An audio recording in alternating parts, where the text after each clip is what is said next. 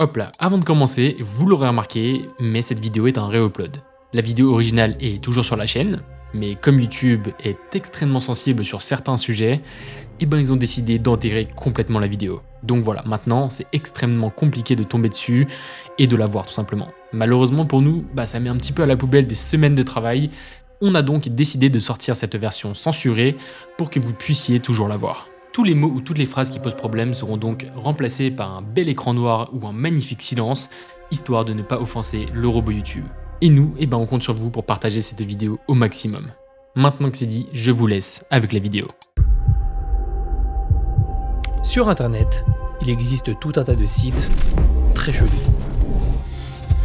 Mais ce soir, vous avez vu le titre et la miniature, on va vous parler d'un réseau social en particulier sur lequel il s'est passé des dingueries.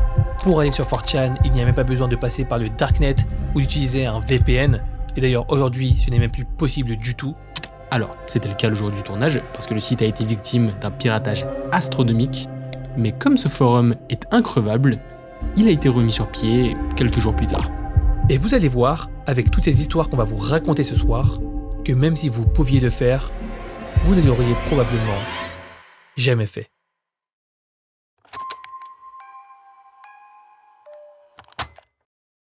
Bon ok, mais avant qu'on plonge dans l'horreur de 4chan, ça vous dirait pas une petite dose de nostalgie là?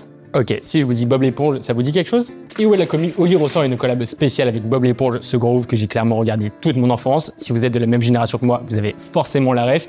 D'ailleurs, big up au 98. Bon, dans cette collab, il y a deux teams, la team Bob avec la saveur ananas et thé vert, et la team Patrick avec la saveur carambole et base d'hibiscus. Perso, je suis clairement team Patrick, voilà, vous me direz ce que vous êtes en commentaire. Et en plus des boissons, il y a plein de goodies, il y a des shakers Bob, Patrick, Carlo, Gary et même Plankton pour ceux qui ont la ref. D'ailleurs, si vous commandez pour plus de 50 €, les chaussettes Patrick sont offertes. Voilà, c'est cadeau. Et à partir de 100 €, vous avez carrément le thermo shaker Patrick qui est offert et je suis désolé, mais il est trop cool.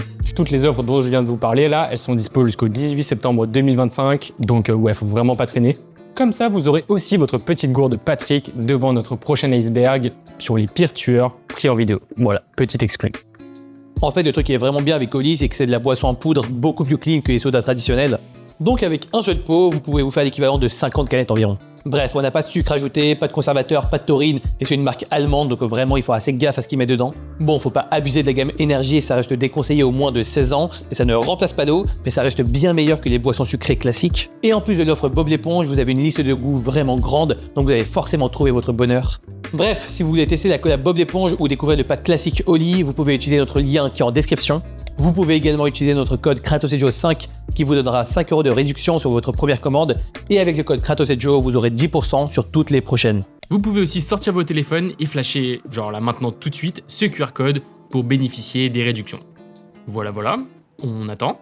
Merci à Oli pour leur confiance et pour nous accompagner dans notre aventure. Et maintenant, fini la nostalgie et on plonge ensemble dans un iceberg beaucoup moins cool, celui de 4chan.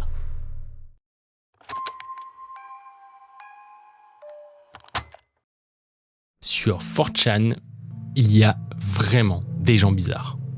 Ne vous inquiétez pas, vous avez plus d'1 heure de vidéo devant vous pour le comprendre.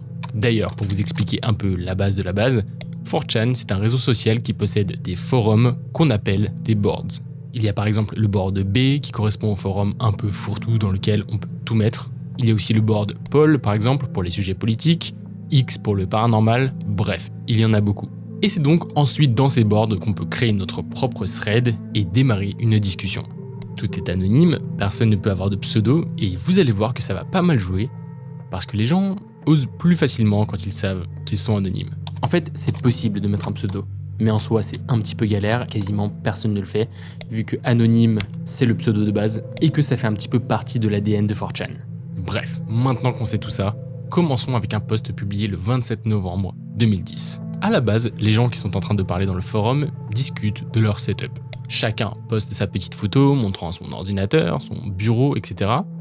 Jusqu'au moment où un utilisateur poste cette image accompagnée d'un petit texte qui dit que ça ressemble plutôt à un sanctuaire. Ok, les réactions arrivent tout de suite. C'est vrai que la photo est un peu bizarre, hein. On y voit une grande poupée placée devant un ordinateur. Bon, plus que flippant, c'est intriguant. Donc les gens veulent en savoir plus. Et il va en donner plus. D'abord avec cette deuxième photo.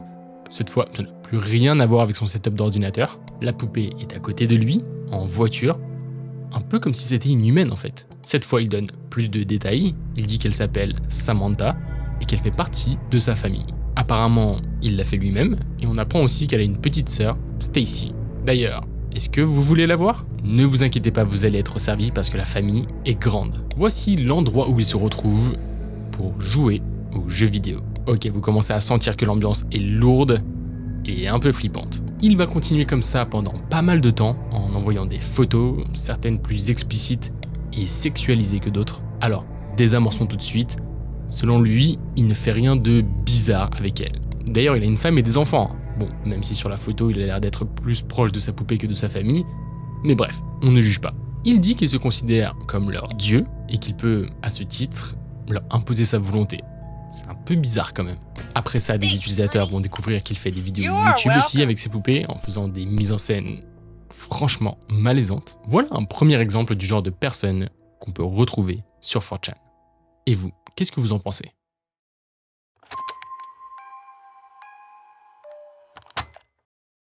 Postés sur 4chan, ces 3 petits mots anodins vont déclencher l'un des threads les plus malsains et les plus controversés de tout le site. Pour les non-anglophones, ça veut simplement dire « Notez ma sœur ». On est sur le board B, donc le board aléatoire de 4chan, connu pour être le plus imprévisible et souvent le plus toxique de la plateforme. Et le thread en question a un concept plutôt simple. Un utilisateur partage une photo de sa sœur et demande simplement aux autres de la noter. Évidemment, sur 4chan, les réponses à ce genre de questions ne restent jamais très longtemps innocentes, et donc très vite, comme on peut malheureusement s'y attendre, les réponses dérivent. Les commentaires se font plus crus, sexualisés, devenant au fur et à mesure de plus en plus immondes. Et ce qui choque ici, ce n'est pas seulement la nature des réponses, parce qu'on parle quand même du board B, mais bien l'attitude des auteurs des posts qui, loin d'être outrés, ils jouent souvent le jeu quand même. Régulièrement, ils continuent d'envoyer d'autres images, parfois plus suggestives, et alimentent même les discussions en répondant aux commentaires sur l'objectification de leur propre sœur.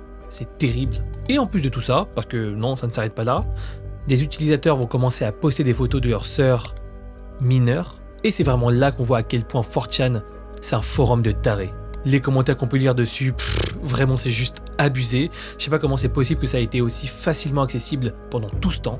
Bref, encore aujourd'hui, Rate My Sister est mentionné comme l'un des threads les plus malaisants du board B, non pas à cause d'un contenu objectivement illégal ou visuellement extrême, mais parce qu'il révèle une partie bien malsaine des personnes qui, derrière leur écran, en ont bien profité.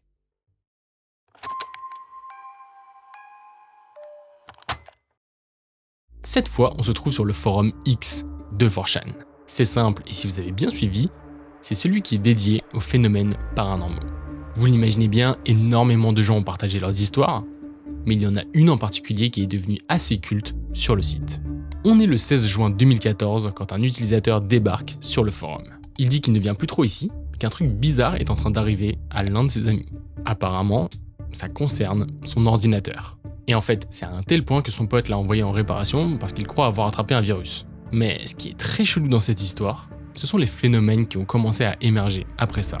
Ces lumières se mettent à clignoter, la télé s'allume et s'éteint toute seule. Apparemment, dans son fichier de téléchargement se trouvent des images qu'il n'avait jamais vues. Il ne les a pas téléchargées et il n'a aucune idée de ce qu'elles signifient. Bien sûr, les utilisateurs de 4chan sont curieux et demandent à voir les photos. Ok, bon, ça ne ressemble pas à grand chose, tout le monde a sa petite théorie, jusqu'au moment où l'un d'entre eux croit voir des morceaux d'un visage. Effectivement, c'est plausible, mais vous allez voir, c'est loin d'être la dernière découverte. Un autre utilisateur remarque un détail enfoui dans les pixels sombres de l'image. Un mot. Bon, comme ça ne veut rien dire, mais quand on le traduit du grec vers le gallois, ça donne I am, donc je suis. Les utilisateurs de 4chan ne s'arrêtent pas là et remarquent une suite de 0 et de 1. Et en fait, quand on décode tout ça, ça donne un mot. God. Donc oui, quand on regroupe les deux, ça donne I am God. Petit à petit, les pièces du puzzle se révèlent. Quand on joue avec les variations de couleurs d'une autre image et qu'on l'étire, on trouve une autre partie du visage. Apparemment, le pote à qui appartient l'ordi va publier une vidéo de chez lui dans laquelle il a l'air terrorisé. Alors on l'a cherché partout, et pour être tout à fait honnête avec vous, on l'a pas trouvé. Les messages s'enchaînent et finalement, la dernière partie du visage est retrouvée par un utilisateur et ça donne ça. On est d'accord, c'est assez badant. Finalement, toute cette histoire se termine quand un utilisateur reçoit un message avec des images bien flippantes. Sous les conseils des utilisateurs 4chan, il répond en envoyant le visage complété. Et c'est là que l'inconnu lui répond « We all die ». Depuis, plus personne n'a jamais eu de nouvelles de l'auteur du post, ni de son ami. Bon ok, revenons un petit peu dans la réalité. Toute cette histoire est fausse. On est le 23 décembre 2024 quand un utilisateur publie une vidéo dans laquelle il interviewe Jess Painheim qui explique que tout ça, c'était un ARG, donc un récit interactif en ligne. Histoire de clore le sujet, il envoie même la photo originale qu'il a envoyée pour faire ce visage flippant. Alors, promis, c'est la seule histoire comme ça de tout l'iceberg. Tout ce qui va suivre est réel, mais on pense qu'il était important de parler de ce côté-là de 4chan. Parce que oui, tout ce qu'on lit sur ce réseau, et sur tout internet d'ailleurs, n'est pas forcément toujours réel.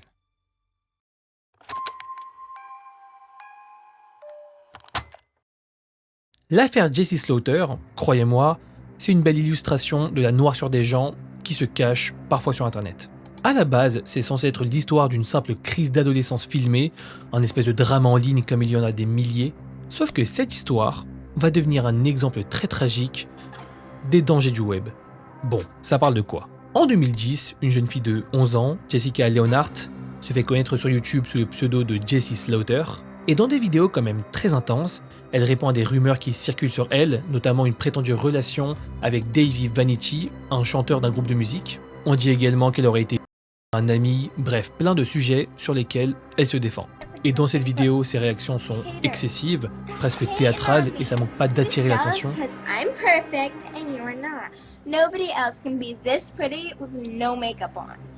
Et parmi les gens qui vont la remarquer, il y a une certaine communauté sur 4chan. Et là, comme par magie, le simple drama se transforme en un véritable enfer. Littéralement, ça va être une campagne de harcèlement coordonné qui va être lancée. Ses informations personnelles, son nom, son adresse, son numéro, tout est diffusé publiquement. Jesse et sa famille reçoivent des menaces de mort, et c'est à ce moment-là que son père, Gene, ou Jenny, je sais pas trop comment ça se prononce, décide d'intervenir. Il apparaît dans une vidéo devenue tristement célèbre, où il menace les harceleurs, leur disant qu'ils ont merdé, et que la cyberpolice est prévenue. Et la commu.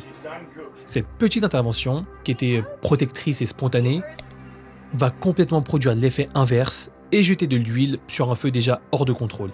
Les gens sur 4chan font du père un mème et se foutent de sa gueule comme jamais.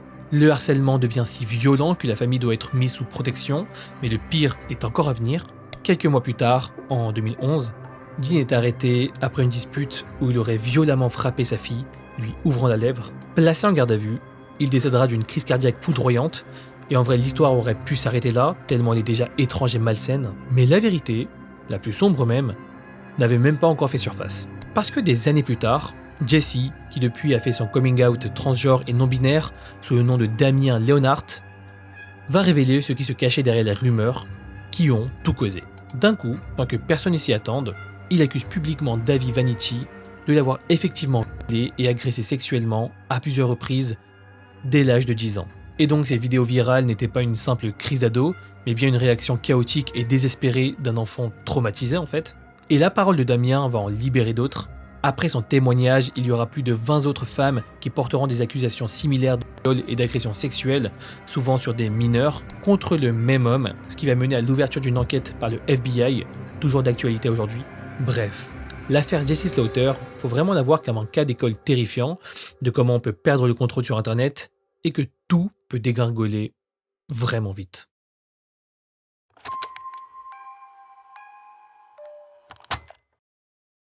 On est en octobre 2006 quand un message apparaît sur le board B.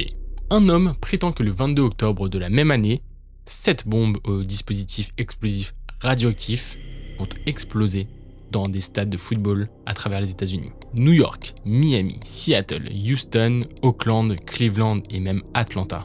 Tous les stades sont visés, et attention ce n'est pas tout, il donne des informations très précises. Les bombes seront livrées par camion, et vu que les stades sont en plein air, les retombées radioactives se propageront et causeront des centaines de milliers de morts. Le chaos sera total, et selon l'auteur, cette attaque sera saluée par Oussama Ben Laden en personne.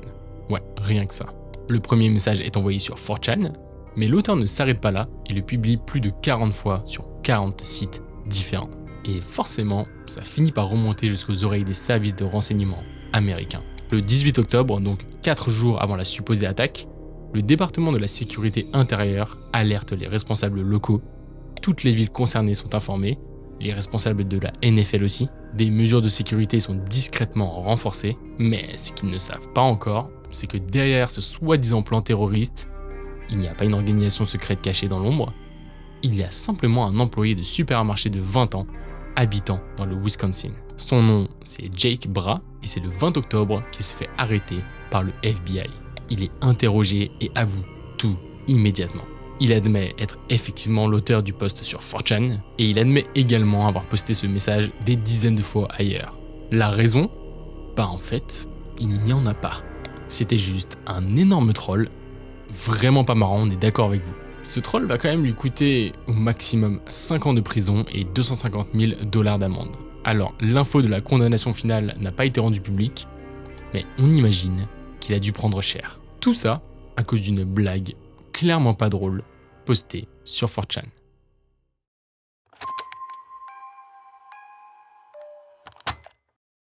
L'affaire du drone stalker, c'est un exemple glaçant de pourquoi il est de plus en plus dur de garder sa vie privée, vraiment privée. Mais là, c'est carrément un tout autre niveau. Tout commence sur 4chan évidemment, en 2020, où un utilisateur visiblement obsédé par une influenceuse sur Instagram commence à poster des messages très spécifiques la concernant. Les messages en question contiennent des détails très précis sur sa vie quotidienne, ses déplacements et même l'intérieur de sa maison, des informations qu'il était absolument impossible d'avoir uniquement via ses publications. Et rapidement, c'est devenu clair pour tout le monde que cet anonyme utilise en fait un drone pour la surveiller. D'ailleurs, il ne va pas s'en cacher, il va le dire lui-même et va continuer à poster sur 4chan des captures d'écran et des vidéos prises par le drone montrant l'influenceuse dans des moments de sa vie privée sans qu'elle ne le sache, le tout accompagné de commentaires fiers de la part du harceleur. Et dans tout ça, la communauté de 4chan, avec sa réputation vraiment sale, a réagi d'une manière mitigée. Faut quand même souligner qu'une partie des utilisateurs a exprimé son dégoût, son inquiétude face à cette violation de la vie privée. Mais comme souvent sur ce genre de forum, d'autres ont trouvé la situation amusante ou intéressante, allant jusqu'à encourager le harceleur ou à lui demander plus de contenu. Et l'influenceuse de son côté, elle a fini par prendre conscience de la situation. Elle a aussi découvert toutes ses publications, ses photos d'elle prises sans qu'elle ne le sache, et a réalisé qu'elle était la cible d'une surveillance continue, et a même aperçu le drone en flagrant délit chez elle. L'horreur de se savoir épier si près, et chez elle surtout, ça a vraiment été un choc immense. Et en vrai, l'affaire elle a fait peu de bruit, mais elle a quand même attiré l'attention sur la question de la vie privée, à l'ère où les drones ils devenaient de plus en plus grand public. Et encore une fois, ça montre qu'il existe non seulement des détraqués isolés qui pratiquent ce genre de choses, mais parfois également des communautés entières qui les soutiennent.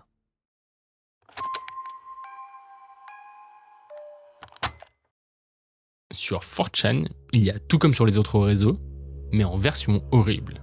Ce qu'on veut dire par là, c'est qu'il y a aussi des trends, donc des phénomènes de mode éphémères que tout le monde se met à réaliser pendant un certain temps.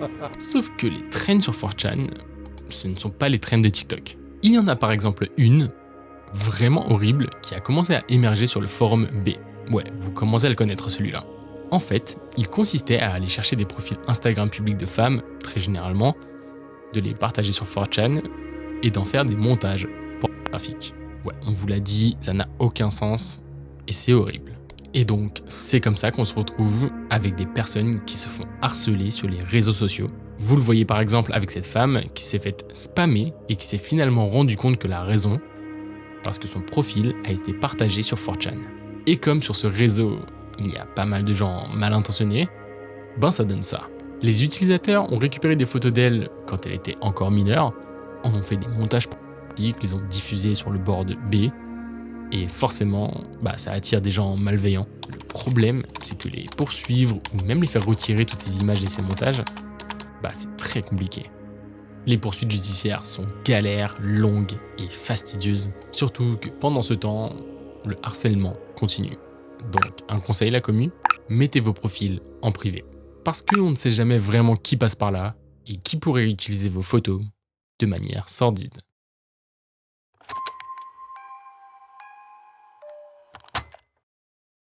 Vers la fin 2013, un utilisateur poste un message qui a glacé le sang de milliers de personnes, accompagné d'une photo vraiment perturbante.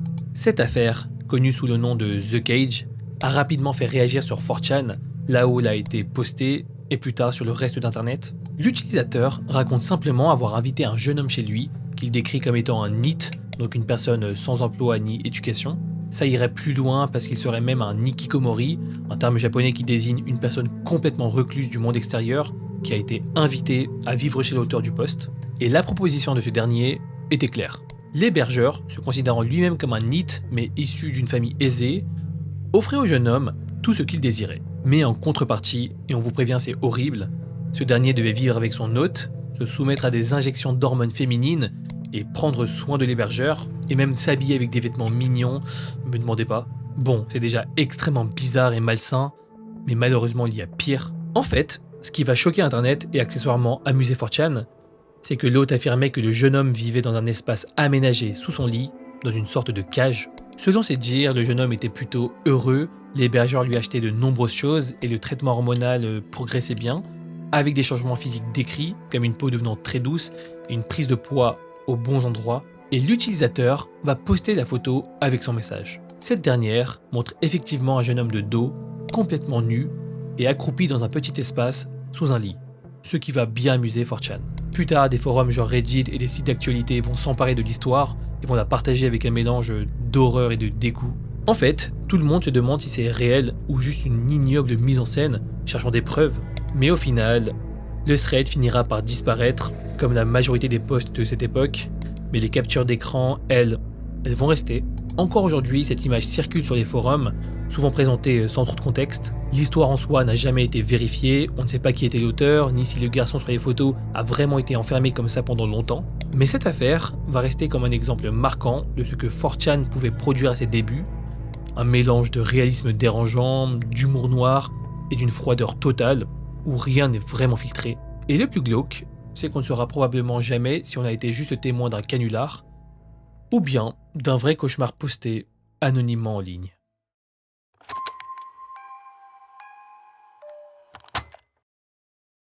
Il existe un thread dans le board B consacré aux voyeuristes. Vraiment, quand je vous dis qu'il est consacré à ça, c'est véridique. Le parcourir fait littéralement froid dans le dos. On peut y voir des photos de personnes prises à leur insu, que ça soit des photos prises à la plage, par-dessus la porte d'une cabine d'essayage, sous la cloison de toilettes publiques, sous des robes au supermarché, dans des vestiaires d'une piscine.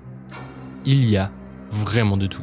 Pour vous dire à quel point ça va loin, on peut même y voir des photos prises par des hommes qui prennent secrètement leur sœur en photo, en train de se changer dans leur chambre. C'est horrible. Je vous jure, parcourir ce thread pour cette vidéo, ça m'a vraiment mis mal parce qu'on voit que les images sont absolument réelles. Le thread contient 255 messages et 151 photos de personnes totalement random qui n'ont aucune idée qu'elles ont été prises en photo et diffusées sur ce réseau social qu'on commence tout doucement à détester.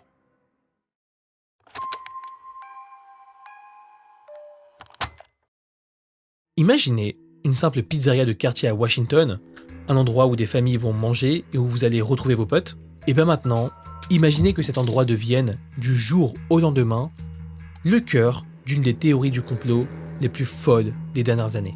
Eh bien, c'est toute l'histoire de Pizzagate, une affaire qui a pris sa racine dans les profondeurs de 4chan et qui a fini par avoir des répercussions bien réelles. Et tout a commencé en 2016, pendant la campagne présidentielle américaine. Des anonymes de 4chan puis de Reddit ont commencé à éplucher les emails de John Podesta, le directeur de campagne d'Hillary Clinton, qui avait été piraté et publié par Wikileaks.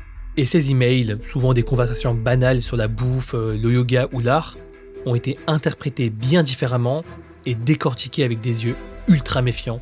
La théorie affirmait que ces messages contenaient en fait des codes secrets désignant un réseau pédocriminel satanique, rien que ça, qui serait international et qui impliquerait des figures politiques de premier plan, des stars, etc. Et dont le centre opérationnel ne serait autre que le sous-sol de la pizzeria Comet Ping Pong à Washington. Et dans ces mails en question, des termes a priori innocents, comme pizza ou cheese pizza, ont été interprétés comme des acronymes pour child pornography ou des noms de code pour des actes criminels atroces commis sur des enfants. Certaines photos Instagram du propriétaire de la pizzeria ou encore des œuvres d'art présentes dans l'établissement vont également être interprétées pour prouver l'existence de ce réseau. Et très rapidement, cette théorie devient virale, bien au-delà des cercles habituels de 4chan. Vraiment, c'est assez fou, mais elle s'est répandue comme une traînée de poudre, provoquant la fureur de toutes les personnes convaincues de l'existence de ce complot. Et le problème, en plus du fait que c'était complètement faux, c'est que pour les employés et le propriétaire de la pizzeria, cette rumeur, c'était pas un simple jeu. Ils ont été inondés de menaces de mort, de messages haineux et de harcèlement vraiment poussés. En fait, imaginez-vous que tout leur quotidien, toute leur vie ont été transformés en cauchemars et même leurs familles ont été ciblées. Et tout ça à cause d'une histoire de pizza. Mais même après avoir dit tout ça, le pire n'était pas encore arrivé. Le point culminant de cette histoire surviendra le 4 décembre 2016, lorsqu'un homme, Edgar Madison, convaincu par la théorie,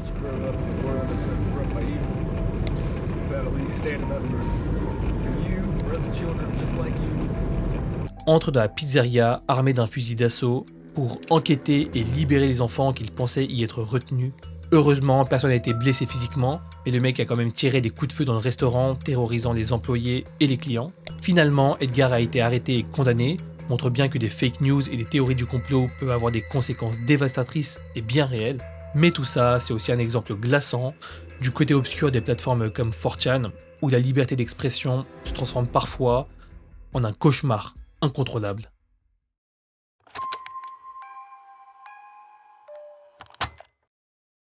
Le 31 août 2014, un thread apparaît sur le board B de 4chan.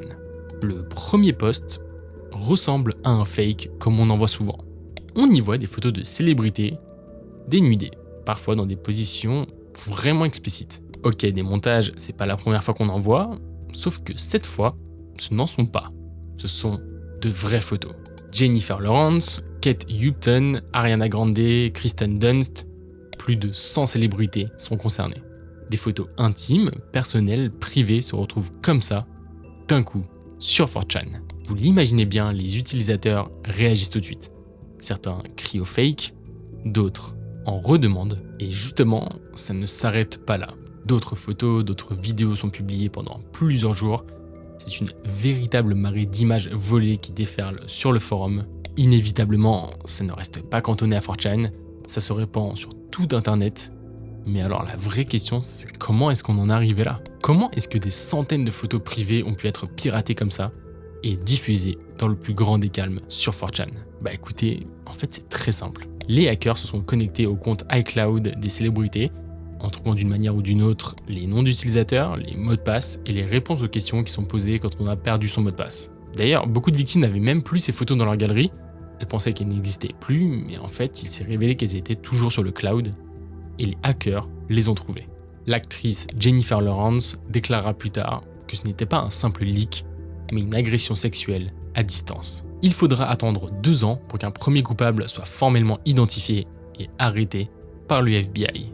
Ryan Collins, un homme de 36 ans, avoue avoir piraté plus d'une centaine de comptes iCloud et Gmail entre 2012 et 2014, et il sera condamné à 18 mois de prison. À ce moment-là, c'est simple. Il s'agit de l'un des plus gros leaks de l'histoire, et forcément, il fallait qu'il y ait du 4chan dans l'histoire. D'autres se feront arrêter par la suite, mais la vérité, c'est que c'est trop tard. Le mal est fait, et comme on le dit souvent dans nos vidéos, Internet, n'oublie pas.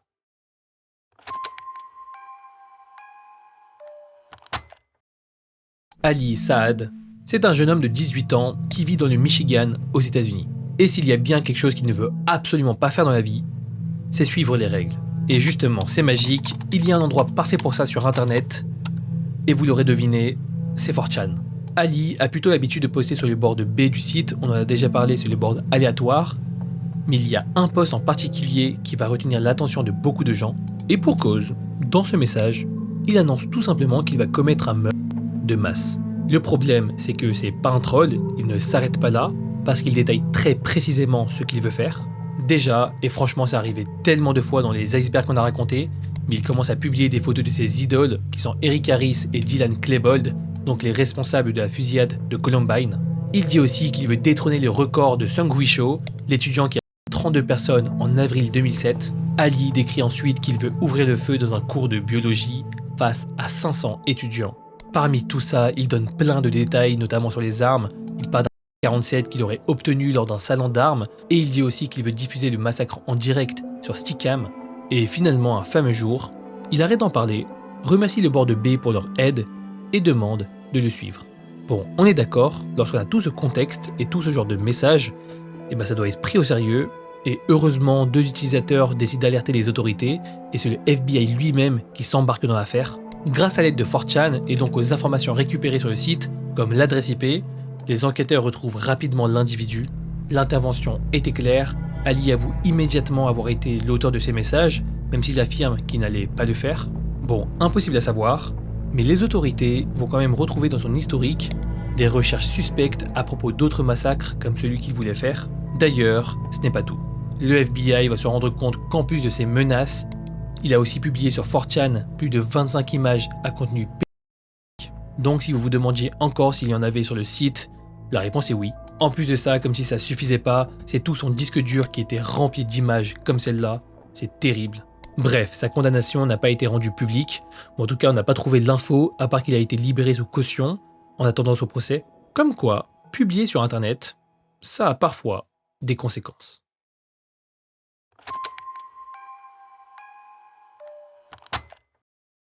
Celle-là, elle fait froid dans le dos.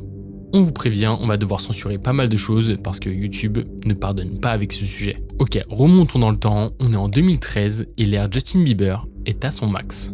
3 ans avant, il sort sa musique Baby, que clairement, même 12 ans après, tout le monde connaît. Le chanteur a 19 ans et c'est vrai que pour beaucoup, il a encore cette image d'enfant star un peu parfaite qui ne cause aucun trouble. Le truc, c'est que le garçon grandit et à ce moment-là, de nombreux témoignages affirment qu'il fait des choses pas très légales. Par exemple, il roule extrêmement vite en voiture, se met en danger et fume des substances illicites. Bon, c'est vrai que ça casse un peu l'image de l'enfant modèle, et ça, beaucoup de Beliebers vont détester. C'est alors que démarre une trend sur Twitter, Cut for Bieber. Le principe, poster une photo de soi en train de se scarifier avec l'hashtag Cut for Bieber, histoire de faire remonter la photo au chanteur et ainsi le faire culpabiliser et l'insister à arrêter de fumer, sans quoi ses fans continueront. Alors, on est d'accord avec vous, c'est dingue, mais n'oubliez pas, on est dans un iceberg de 4chan. Alors quel est le lien entre toute cette histoire et notre réseau social préféré ? En fait, tout ça n'est qu'un gigantesque prank macabre orchestré par des utilisateurs de 4chan. Ok, je vous explique. Tout a commencé sur le board de B quand un thread dédié à ce prank voit le jour. L'idée, c'est de poster sur Twitter et sur les autres réseaux de fausses images de scarification avec le hashtag #CutForBieber pour faire croire aux vrais fans qu'une trend est en train de naître et donc pour les inciter à le faire pour de vrai. Vous avez bien compris, beaucoup des photos qui ont été publiées sont fausses, mais font croire qu'elles sont vraies pour que des gens un peu influençables et crédules et vraiment fans du chanteur le fassent pour de vrai. Impossible de savoir combien de personnes l'ont vraiment fait, mais le hashtag est devenu vraiment populaire, donc aucun doute que des gens se soient réellement scarifiés. D'ailleurs, si vous vous posez la question, Justin Bieber n'a jamais réagi à cette blague de très très mauvais goût. Beaucoup diront qu'il s'agit de l'hashtag le plus dérangeant de l'histoire.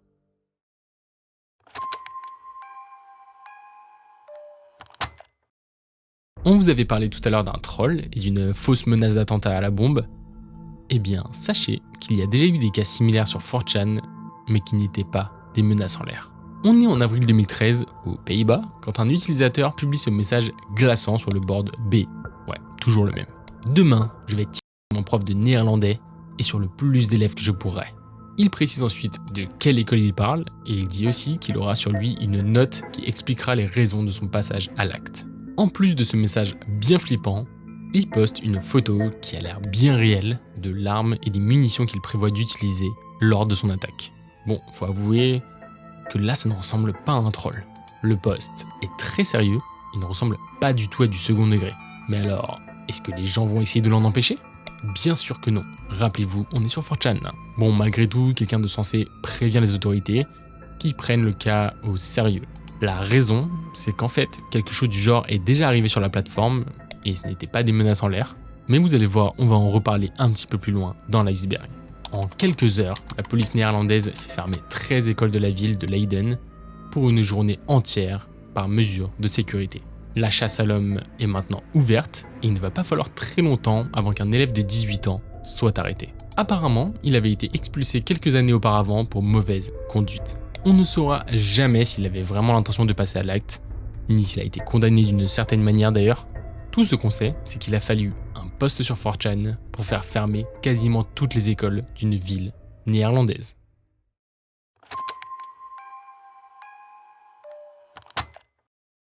À la base, le concept de 4chan, c'est simplement un réseau social sur lequel se trouvent des forums. Et forcément, comme sur tous les forums, les gens partagent leurs trouvailles, demandent des conseils et posent des questions.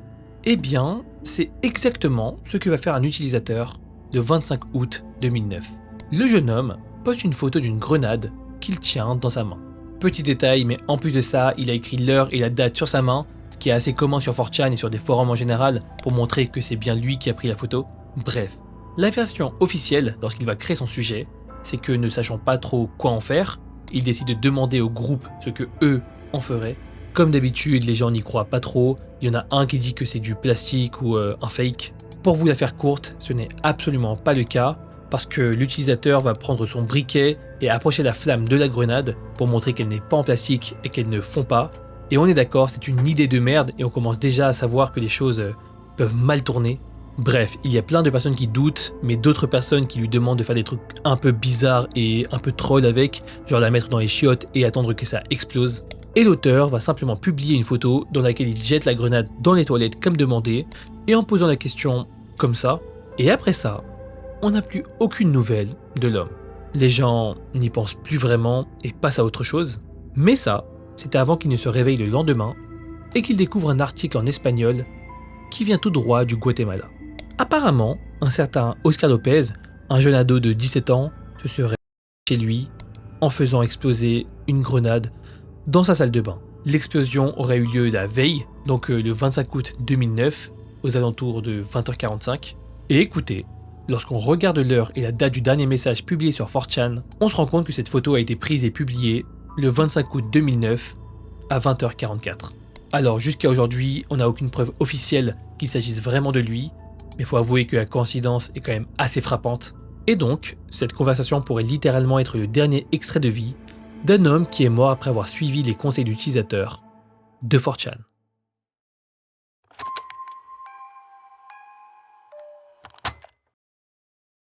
Après la publication de cette vidéo sur un thread du board B de 4chan, certains pensent que c'est un fake.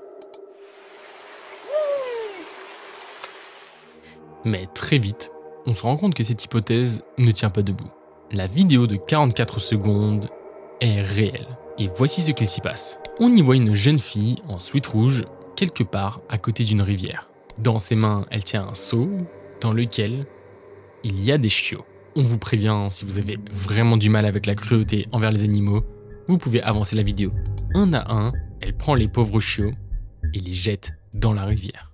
Les chiots disparaissent instantanément parce que le courant est hyper fort. On ne sait donc pas exactement ce qui leur arrive, même si on ne va pas se le cacher. Le risque de noyade est très élevé et la probabilité qu'ils s'en sortent très faible. Alors, selon certaines informations, les chiens ont été sauvés par une femme de 75 ans, mais les gens sont assez sceptiques. Sur les photos, les chiens n'ont pas l'air d'avoir exactement les mêmes couleurs, donc voilà, c'est une info à prendre avec des pincettes. Bref, reprenons. La fille qui jette les chiots rigole, la personne derrière la caméra aussi. Bref, c'est absolument horrible. Elle le fait une fois, 2 fois, et en tout, elle finira par en jeter 6. Face à cette cruauté sans nom, la communauté 4chan se mobilise. Des groupes Facebook sont créés et les enquêteurs amateurs commencent à analyser la vidéo frame par frame pour chercher le moindre indice. Pour l'anecdote, le réalisateur de Transformers, Michael Bay, a proposé une récompense de $50 000 à quiconque retrouverait cette personne. Plusieurs captures d'écran circulent montrant son visage de près, Et finalement, avec l'aide de la police locale, la jeune fille est retrouvée. Apparemment, ce sont des associations de protection des animaux en Bosnie-Herzégovine qui ont reçu des informations de détectives amateurs sur internet qui ont réussi à identifier et localiser le propriétaire du compte YouTube sur lequel la vidéo a également été publiée. Selon les utilisateurs de 4chan, la vidéo a été filmée par le frère de la jeune fille qui l'a ensuite mise en ligne. Elle se fait alors arrêter par la police, mais ne reçoit aucune condamnation. La raison ? Elle serait apparemment trop jeune pour comparaître devant un tribunal. Elle va se contenter de faire des excuses en disant qu'elle trouvait qu'il s'agissait de la manière la plus humaine de se débarrasser d'eux et qu'elle ne voulait pas faire souffrir les chiens. C'est juste horrible.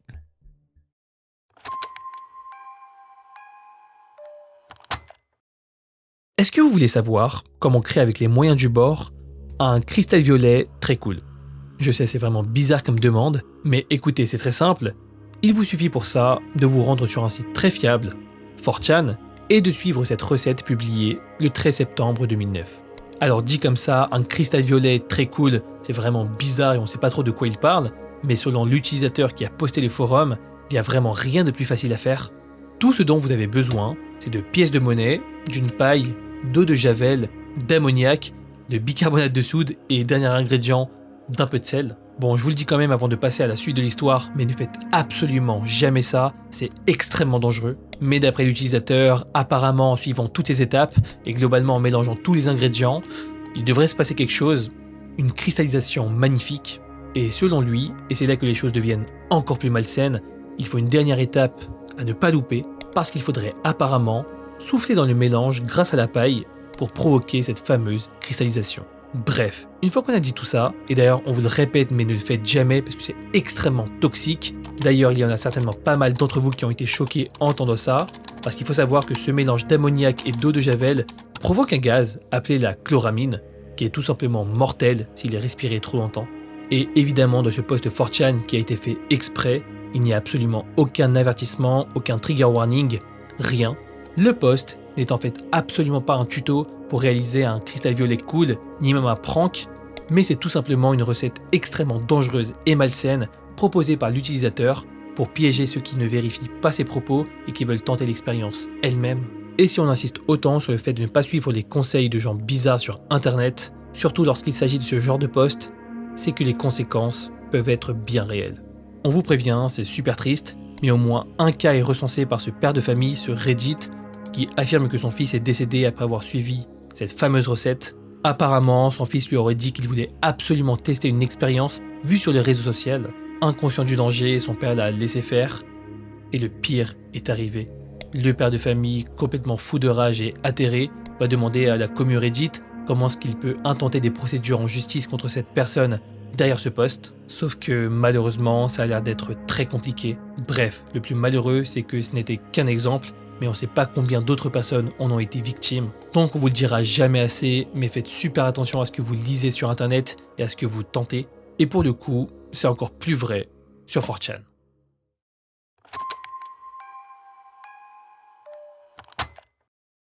Il y a un post sur 4chan que certains sont sûrs d'avoir vu, et pourtant, aucune trace officielle n'en parle. Et clairement, c'est peut-être l'une des rumeurs les plus sordides de 4chan.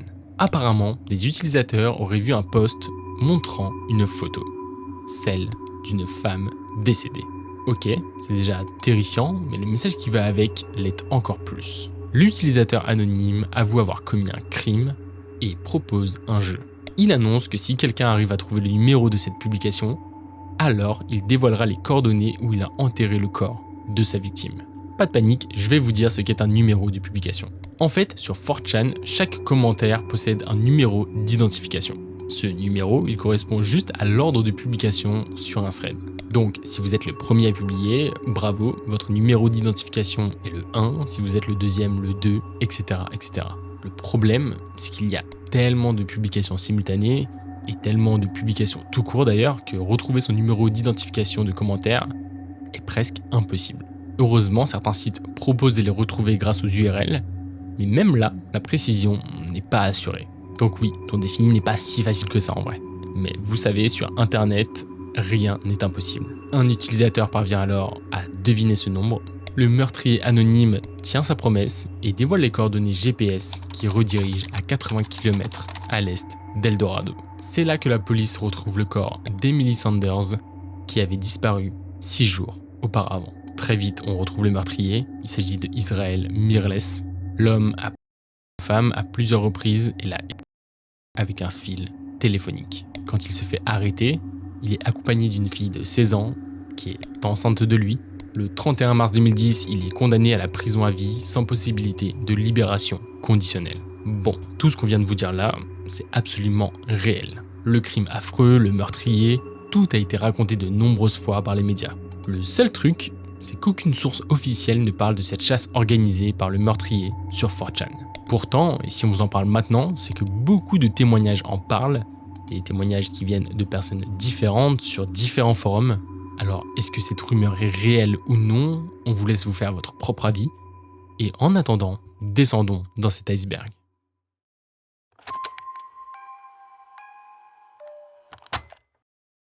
Tout commence comme un thread classique sur le board de B. Un anonyme poste une photo et pose 2 questions. Tout d'abord, qu'est-ce que vous stockez dans votre congélateur? Et la deuxième, devinez ce qu'il y a dans le mien. Et la photo n'est pas vraiment claire. On y voit un énorme congélateur de la marque Lek, retenez ça, ça va être important. Et en bas de l'image, on voit des sacs noirs. Bon, il n'y a pas énormément d'indices qui peuvent nous aider, et donc les gens commencent à répondre des trolls. On a un peu tout, genre un gâteau, la mère de Bambi, de l'urine. Puis une réponse va se démarquer en répondant un corps. Et c'est justement là que la personne qui a publié le post original va tout simplement répondre bravo. Et avec ce message, il va envoyer d'autres photos, cette fois beaucoup plus explicites. Sur la première photo, on peut très explicitement voir une jambe coupée. Et sur la deuxième, ça ne s'arrête pas là, parce qu'on comprend qu'il y en a plusieurs fourrés dans le sac noir. Pour rappel, pas de ChatGPT à l'époque, c'est beaucoup plus difficile de simuler ce genre d'images, et elles ont l'air vraiment réalistes. Alors là, vous pouvez vous dire que même si ces photos ont l'air d'être bien réalistes, il se peut qu'elles ne soient pas à lui. Et pour répondre à ces accusations et prouver l'authenticité de ces photos, l'homme va prendre une dernière photo avec les sacs en arrière-plan et son propre bras. Sur ce dernier, il est écrit au feutre le nom du forum B ainsi que la date. Et pour rappel, c'est très commun et c'est très souvent fait pour montrer que rien n'est fake. Et après ça, l'utilisateur va poster un dernier message vraiment bizarre et dégoûtant avant de partir. Bon, maintenant, ce qu'il reste à savoir, c'est est-ce que ces membres découpés sont réels? Eh ben, c'est difficile à dire, il y a pas mal de choses à analyser. Déjà, on peut commencer à s'intéresser au congélateur. On peut très clairement voir sur la première photo qu'il est de la marque Lek, et il faut savoir qu'ils ne sont pas faciles à trouver. En plus de ça, il semblerait qu'il s'agisse d'un modèle particulier qui possède une alarme au cas où la température dans le congélateur n'est plus celle programmée. Et donc la question, c'est pourquoi est-ce qu'un particulier random posséderait ce genre de congélateur? Ok, ça c'était la première chose. Maintenant on va s'intéresser aux fameux membres du corps. Et pour le coup, ce qui en ressort le plus, c'est que ça fait vrai. Ce sont des détails vraiment glauques, mais on remarque sur la jambe des traces de brûlure dues à la congélation. La couleur de la jambe est cohérente pour la situation. Ouais, la plupart des gens sont plutôt d'accord pour dire qu'il s'agit probablement de vraies jambes humaines. Et donc, à partir de là, plusieurs théories commencent à émerger. Certains pensent que la personne qui a publié ce post travaille en fait dans une morgue ou un cimetière peut-être. D'autres pensent qu'il s'agit ni plus ni moins que d'un tueur en série qui aurait démembré ses victimes. Bref, il y a beaucoup de théories. Et aujourd'hui en tout cas, on n'en sait rien. Enfin si, il y a une seule chose qu'on sait, au vu du dernier message qu'il a envoyé, c'est qu'on peut vraiment se questionner sur ses intentions.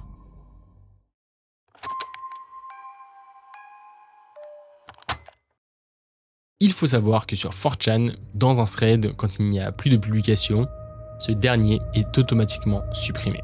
Ça, en plus du fait que tous les posts soient anonymes, ça a fait que de nombreuses personnes se sont crues tout permis. C'était encore plus vrai il y a quelques dizaines d'années quand la modération était quasiment inexistante. Et donc, il y a eu une période où le gore était très régulièrement présent sur le réseau social. Que ça soit sur le board GIF ou sur le board B, on retrouve encore beaucoup de témoignages de personnes qui disent avoir vu des choses affreuses. Des exécutions réelles par exemple, des accidents mortels et même des morts d'enfants. Vraiment, on ne sait même plus où donner de la tête tellement il y a de témoignages, ou encore un homme adulte se faire par un babouin. Le problème, c'est que c'est quasiment impossible à éviter parce que les gens publient ça de manière complètement aléatoire dans des forums qui n'ont rien à voir. Alors même si la modération avait été meilleure, ça aurait été compliqué d'empêcher les gens de le faire. Ouais, y a pas à dire, 4chan, c'est vraiment particulier.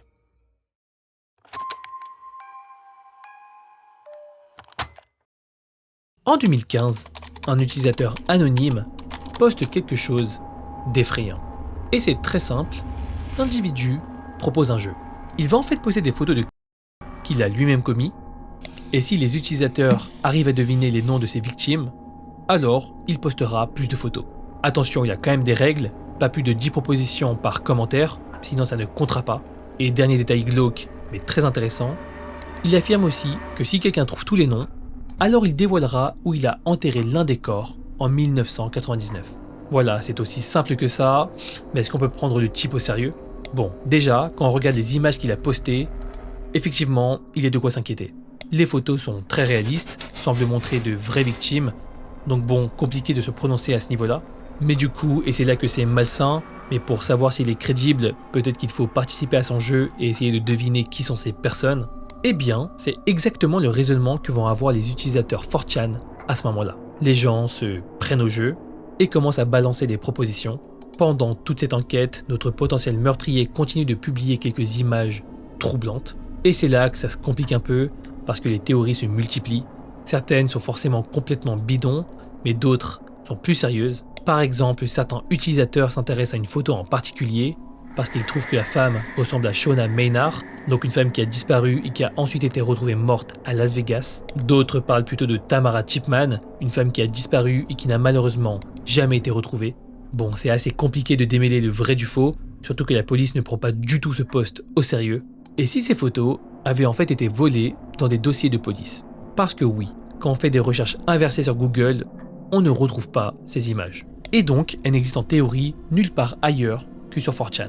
À partir de là, on a 3 solutions. Soit il s'agit vraiment du et donc il a pris les photos lui-même, soit il a, d'une manière ou d'une autre, réussi à subtiliser ces photos de plusieurs dossiers de police, ou alors il a récupéré ces images sur internet, mais ça n'explique pas la recherche inversée qui marche pas. Bref, au final, l'homme ne confirmera jamais véritablement l'identité des personnes sur les photos, parce que personne n'a tout trouvé. Dans l'un de ces derniers posts, on peut y voir un homme vraiment mal en point. C'est extrêmement gore, il y a du sang partout, l'image est flippante vraiment. Et à partir de ces photos, les gens vont faire un rapprochement troublant avec George Sandoval, disparu en 2015, soit 3 mois avant que le post ne soit réalisé sur 4chan. Et en soi, c'est vrai que la ressemblance est assez troublante. Alors, est-ce que la série se promène véritablement sur 4chan en faisant des jeux macabres ? Bon, on n'en sait rien, et on attend vos avis en commentaire.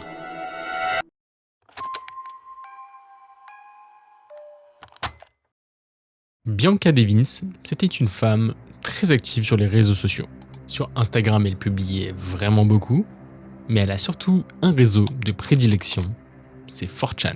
Vraiment, elle est très active dessus, et à un moment donné, elle a même fait partie des utilisatrices anonymes les plus reconnues et actives du réseau social. Mais comme beaucoup de gens malheureusement, elle a pas mal de problèmes dans la vie. Malgré tout, elle continue de traîner sur internet, et très vite, elle rencontre en ligne Brandon Clark, un garçon de 21 ans. Les deux deviennent amis, ils se rencontrent dans la vraie vie, bref, jusque-là, tout est cool. Le problème, c'est que Brandon en veut plus. Et ce n'est pas le cas de Bianca, et au lieu de faire ce que n'importe qui devrait faire, lâcher l'affaire, lui, il force. Des témoignages affirment même qu'il aurait essayé plusieurs fois de la droguer pour avoir des relations intimes avec elle. C'est horrible. Malheureusement, tout vrille le 14 juillet 2019, alors qu'ils se rendent ensemble à un concert. Et au retour, elle ne reviendra jamais. Alors qu'elle retrouve à ce même concert une autre connaissance à elle, totalement au hasard, elle finit par se rapprocher de lui, et ça ne va pas plaire à Brandon. Pas du tout même. Dans sa voiture, sur le chemin du retour, Brandon... Froidement, c'est absolument tragique, je n'ai pas les mots. Le truc, c'est qu'il ne s'arrête pas là. Il commence à prendre des photos, les publie sur les réseaux, notamment sur Discord et Instagram. Après ça, il appelle la police, se dénonce. Finalement, il n'y arrivera pas et sera condamné à 25 ans de prison. Mais ce qui est absolument glauque dans cette histoire, c'est la viralité de la photo prise par Brandon celle où on peut y voir le corps décédé de Bianca. C'est absolument horrible, on n'a aucune idée de pourquoi, mais les gens vont prendre un malin plaisir à partager cette photo au maximum, et notamment aux membres de la famille de la jeune femme. Certains leur font même des airdrops. C'est absolument ignoble. Finalement, un utilisateur de 4chan va même lui rendre hommage de manière absolument glauquissime. Il se prend en vidéo en train de se sur la photo du cadavre de la jeune fille. Il publie ensuite cette vidéo sur le board R9K de 4chan, l'un des serveurs sur lequel elle était la plus active lorsqu'elle était en vie. Et si vous vous posez la question de comment est-ce qu'on sait que c'est bien elle qui a publié les messages sur 4chan, vu que tout est anonyme, c'est parce que certains de ces posts ont été rendus publics après l'enquête. Les gens ont donc très rapidement fait les liens entre les messages confirmés venant d'elle et les autres.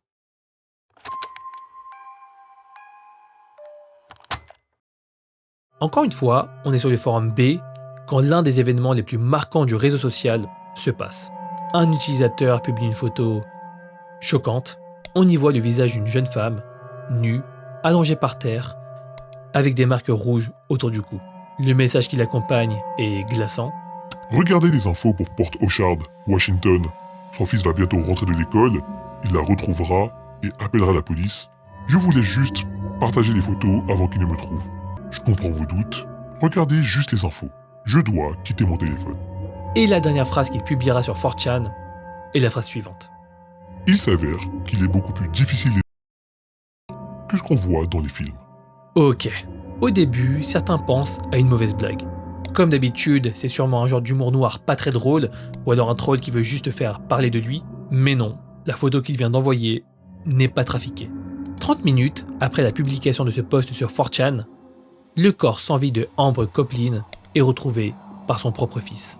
Très vite, la nouvelle se répand et les photos qui ont été publiées sur 4chan font littéralement le tour du net.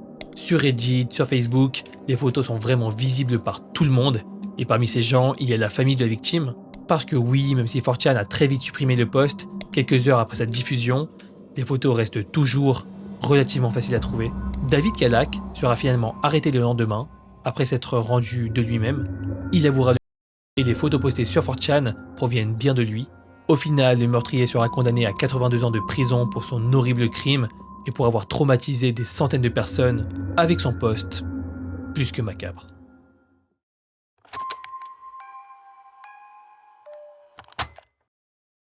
On est le 29 septembre 2013 sur le board B de 4chan. Un utilisateur crée un thread et pose une question accompagnée d'une photo sordide. Regardez ce que j'ai trouvé. 16 décide de ce que j'en fais. La photo fait froid dans le dos parce qu'il s'agit d'un fœtus sans vie.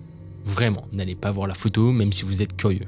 Le bébé semble réel, vraiment ça n'a pas l'air d'être un fake. L'homme publie plusieurs photos sur lesquelles on peut voir le fœtus dans une boîte en carton. Il montre aussi un bout de papier avec l'heure et la date, tout en rappelant que 16 décide, donc c'est confirmé, la photo vient bien de lui. D'ailleurs, on comprend pas trop ce que ça veut dire ce 16, On imagine que comme tout à l'heure, c'est peut-être le numéro d'identification du message, donc la 16e personne à commenter choisira ce que l'homme fera du fœtus. Alors au début, il y a des commentaires sensés comme « appelle le 911 », mais très vite, on se rappelle qu'on est sur 4chan. Les suggestions deviennent très glauques. Jette-le contre un mur. Ou encore, Mange un bout de son cerveau. l'homme continue d'envoyer des photos et cette fois, on peut voir que le fœtus est par terre. Finalement, l'utilisateur envoie un dernier message. Désolé de vous décevoir, mais le gars de la morgue vient de le récupérer et de le ramener à sa famille. On réessayera la prochaine fois qu'un bébé meurt sous ma surveillance. À la prochaine, B. Ok, il y a beaucoup à dire. L'homme parle d'une personne qui travaille à la morgue.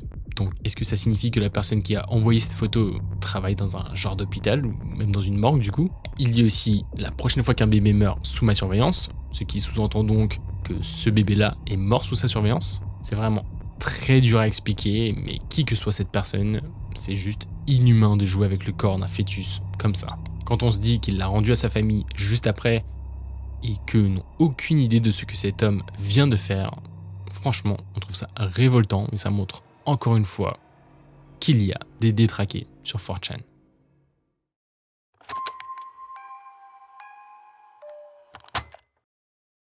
On est en mars 2017 quand un message en allemand est publié dans un nouveau thread, encore une fois sur le bord de B. Le message est écrit par un anonyme, ce qui est le concept de 4chan en fait, qui affirme qu'un ami à lui, mais qu'au final, il a plutôt décidé d'un enfant de 9 ans. Alors on ne comprend pas plus que vous les raisons de ce revirement de situation, ni même le lien absolument terrible, mais le message est accompagné de photos, et ces photos sont totalement réelles et montrent le corps du jeune garçon dans ce qui semble être une genre de cave. À côté de lui, un jeune homme de 19 ans pose fièrement, Marcel Hessy. Et si avec tout ce contexte extrêmement glauque, on pourrait croire que ce poste va faire un scandale, eh ben ce n'est pas le cas. Beaucoup de gens vont être ravis d'assister enfin à leur premier match direct sur 4chan. Bon, comment est-ce qu'on en est arrivé là? Marcel Hessy, c'est un adolescent allemand qui traîne beaucoup sur 4chan.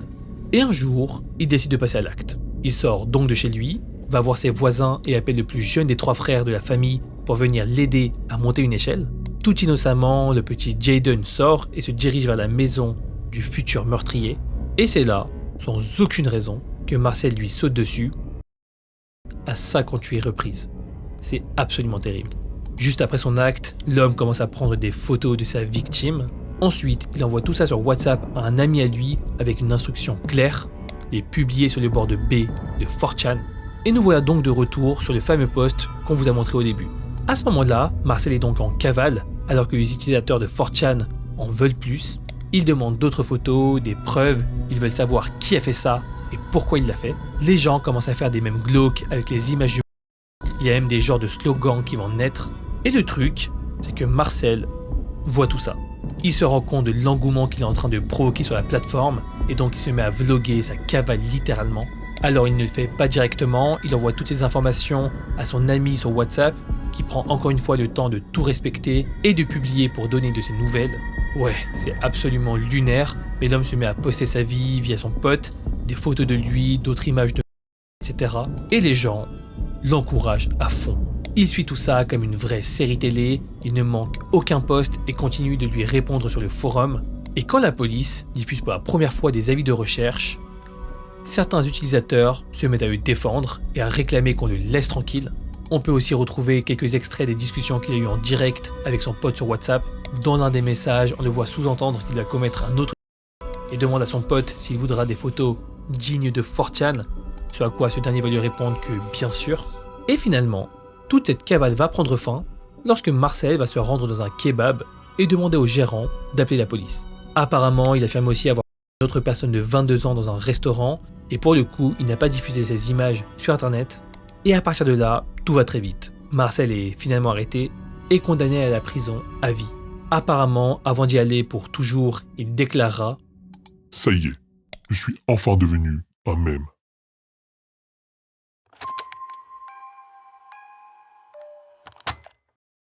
Luca Magnotta, il fait partie de ces personnes très connues sur internet parce qu'elles ont commis des actes ignobles. Et justement, c'est exactement ce qu'il voulait. La célébrité, la fame, l'argent, c'est a priori ce que recherchait cet individu par-dessus tout. Et pour le coup, les réseaux sociaux semblent l'avoir aidé à le faire. Tout commence quand une vidéo sordide sort sur internet sur un site de gore. On peut y voir un homme et 2 chatons en les enfermant dans un sac et en aspirant l'air qui se trouve à l'intérieur. La vidéo fait froid dans le dos et très vite, les enquêteurs amateurs vont se mettre à sa recherche. La vidéo fait scandale, mais en soi, elle reste cantonnée au site de gore. Le problème, c'est que ça ne va pas durer longtemps parce que très vite, des gens copie-collent le lien et le publient sur 4chan. Et on vous le rappelle, même s'il y a des gens très chelous sur 4chan, à la base, c'est quand même un réseau social entre guillemets normal, et donc il y a aussi des gens normaux dessus. À cette époque, vous pouviez donc vous balader tranquillement sur internet, sur 4chan, et tomber sur cette vidéo. Bon, très vite les enquêteurs amateurs se mettent à sa recherche.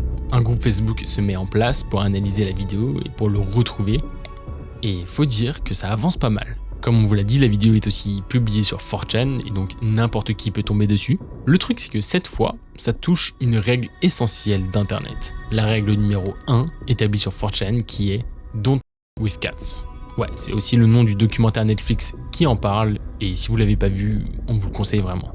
Tous les utilisateurs de 4chan se mettent donc à sa recherche Une cagnotte de 5000 $ est même récoltée et promise à quiconque aurait des informations permettant de coincer cette personne. Le problème, c'est que la personne qui est derrière tout ça veut de la notoriété. Et beaucoup diront que ça l'a même motivé à continuer.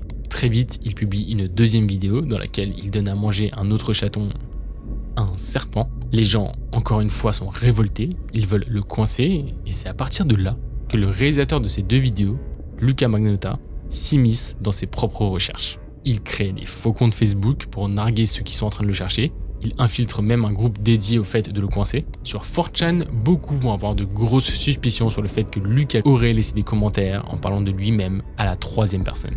Les recherches des amateurs continuent jusqu'à ce qu'un jour, un des membres du groupe Facebook reçoive un message. L'homme que vous recherchez, c'est Luca Magnotta. Et effectivement, en comparant les images, etc., tous se rendent compte qu'il est très probable que ça soit lui. Les autorités sont prévenues, mais rien ne se passe. Pourtant, tout le monde le sait, il ne va pas s'arrêter aux animaux. L'inévitable finit par arriver quand une nouvelle vidéo est publiée. D'abord sur un site de gore, puis sur 4chan. Ouais, en fait, 4chan, c'est cette limite un peu floue entre tout ce qui est illégal et les sites de gore, et tout ce qui est légal et les réseaux sociaux normaux. Dans cette vidéo, on y voit un homme, une personne à répétition, avec un couteau qui ressemble à un pic à glace. Plus la vidéo avance, plus c'est horrible. À la fin, on peut voir la tête de la victime laissée dans la baignoire de la salle de bain. Tout le monde est horrifié. Il fallait finalement qu'un crime de cette ampleur arrive pour que la police québécoise se mette à sa recherche. Finalement, il sera retrouvé à Berlin et condamné à la prison à vie. Mais toute cette histoire soulève une question très importante. Est-ce que tous ces enquêteurs amateurs sur Facebook et sur 4chan n'ont pas finalement incité Luca à aller toujours plus loin? Parce qu'en fait, oui, il n'y a aucun doute, Luca Magnotta voulait devenir connu. Il a participé à de nombreux castings, créé des faux comptes sur internet pour se glorifier de lui-même et faire comme s'il était déjà connu. Et si cette chasse ne l'avait pas, en quelque sorte, galvanisé à faire toujours pire? Nous, on pense quand même qu'il est certainement très mauvais dans le fond et qu'il l'aurait quand même fait, même sans tout ça. Mais voilà, on aimerait beaucoup avoir votre avis en commentaire.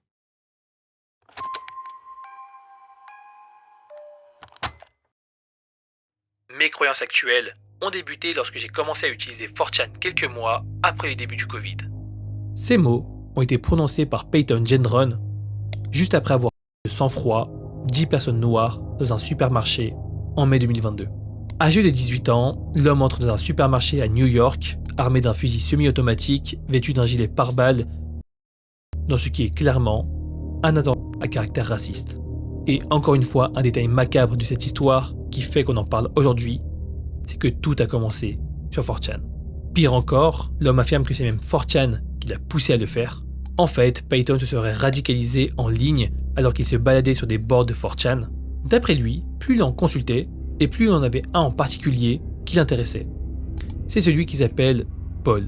Et ce board, c'est simplement celui qui est consacré au sujet politique. Malheureusement, et c'est très connu, on n'est plus sur un forum dédié au contenu raciste, conspirationnel et souvent violent.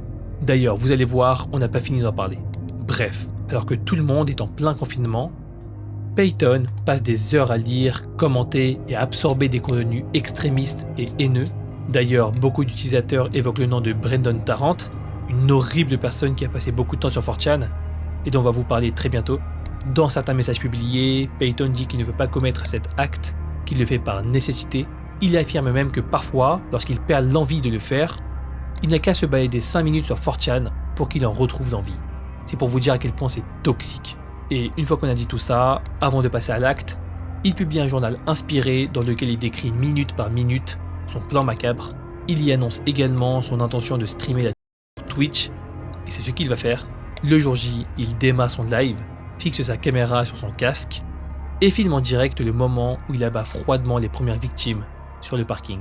Le stream ne dure évidemment que quelques minutes avant d'être coupé, mais la vidéo est déjà récupérée, repostée et rediffusée sur 4chan. Des utilisateurs se repassent le lien, l'analysent image par image, le remix, et vu qu'il faisait partie de la communauté de 4chan, il est considéré comme un héros sur le board. Et donc aujourd'hui, son nom est étroitement lié à 4chan parce qu'il s'agit de l'un des pires crimes de masse qui a vu le jour à cause d'Internet.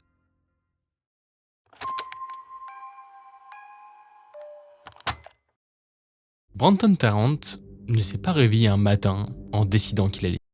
Ça s'est construit lentement pendant des années en ligne et notamment sur 4chan. Brenton, c'est l'homme responsable du massacre de Christchurch en Nouvelle-Zélande en mars 2019. 51 personnes ont été tuées dans 2 mosquées pendant la prière du vendredi. Et écoutez, c'est simple, il s'agit de l'une des tueries les plus atroces de l'histoire moderne du pays. L'homme a utilisé une GoPro et diffusé son attaque sur Facebook Live. En tout cas, ce sont les conséquences horribles d'un plan qu'il a passé des années à élaborer sous les yeux de tout le monde. 4 ans avant son terrible acte, Brenton Tarrant avait publié sur 4chan, anonymement du coup, qu'il fallait s'attaquer aux personnes de couleur dans les lieux importants, y compris des lieux de culte. Le problème, c'est que vous connaissez 4chan. Les gens ne sont pas indignés de ce qu'il vient de dire, ils l'ont plutôt supporté et encouragé à passer à l'acte. À ce moment-là, la modération est quasiment inexistante sur 4chan, et donc ces messages passent inaperçus. En 2015, il aurait fait des posts dans lesquels il affirme vouloir attaquer des civils. Alors, vous vous demandez peut-être comment est-ce qu'on a fait le lien entre ces messages et lui? Surtout, comme on l'a dit avant pour l'histoire de Bianca, que tout est anonyme sur 4chan.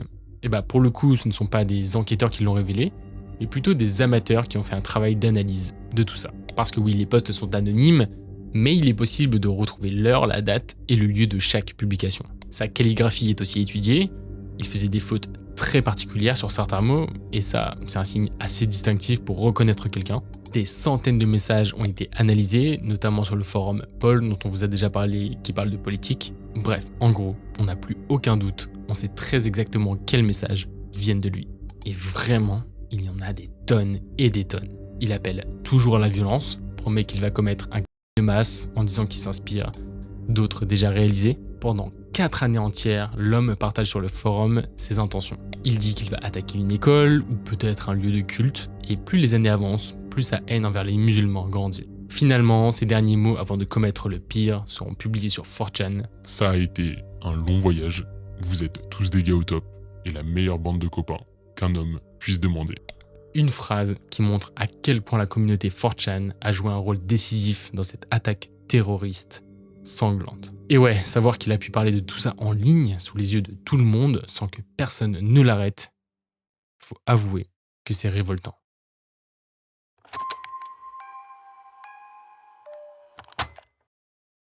Vous connaissez forcément la musique Funky Town de Lip Sync.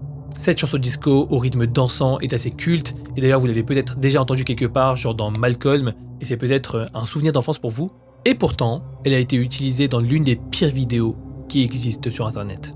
La vidéo en question s'appelle Funky Town Video, elle a été diffusée massivement sur certains boards comme B ou GIF, surtout vers 2020. Et lorsque cette dernière commence, on entend tout de suite la musique typique. On y voit ensuite un homme encore vivant, attaché, le visage déjà en partie défiguré, parce qu'il n'a quasiment plus de peau dessus.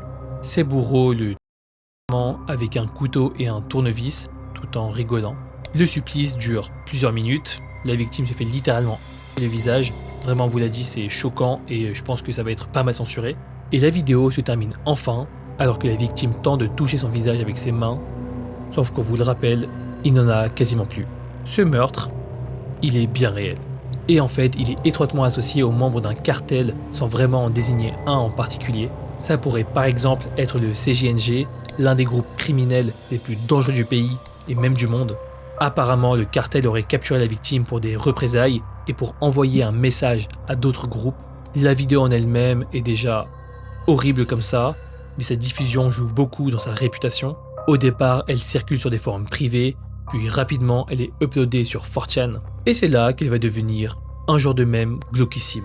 Certains la partagent et la décrivent comme étant un test de résistance mentale, d'autres par pure provocation. Et en fait, la musique joue vraiment sur sa viralité, parce qu'elle contraste complètement avec l'horreur des images.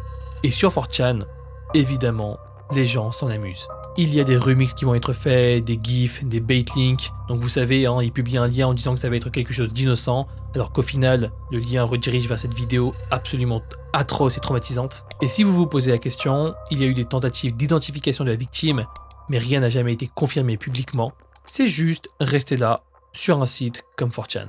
Et le pire, c'est que des milliers de personnes ont été traumatisées à vie parce qu'ils sont tombés dessus sans même le rechercher, juste en scrollant au mauvais endroit, au mauvais moment.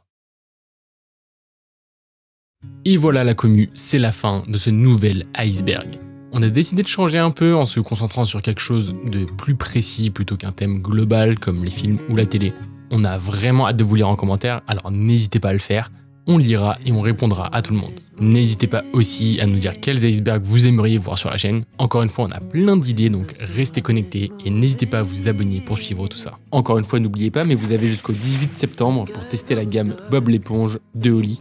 Encore une fois, nous, on vous la recommande vraiment. Il y a 2 teams, la team Bob avec la saveur ananas thé vert et la team Patrick avec la saveur carambole base d'hibiscus. Vous avez aussi plein de goodies avec des shakers, plein de persos. Vous avez des chaussettes Patrick offertes à partir de 50 € et le shaker Patrick, lui, il est offert à partir de 100 € de commande. On vous le rappelle quand même, mais Oli, c'est vraiment une valeur sûre. C'est une boisson en poudre beaucoup plus clean que les sodas classiques. Avec un seul pot, vous pouvez vous faire l'équivalent de 50 canettes. C'est quand même énorme, et ça, c'est vraiment en étant généreux sur les doses. Bien sûr, on a des réductions pour vous si vous passez déjà par notre lien qui est en description.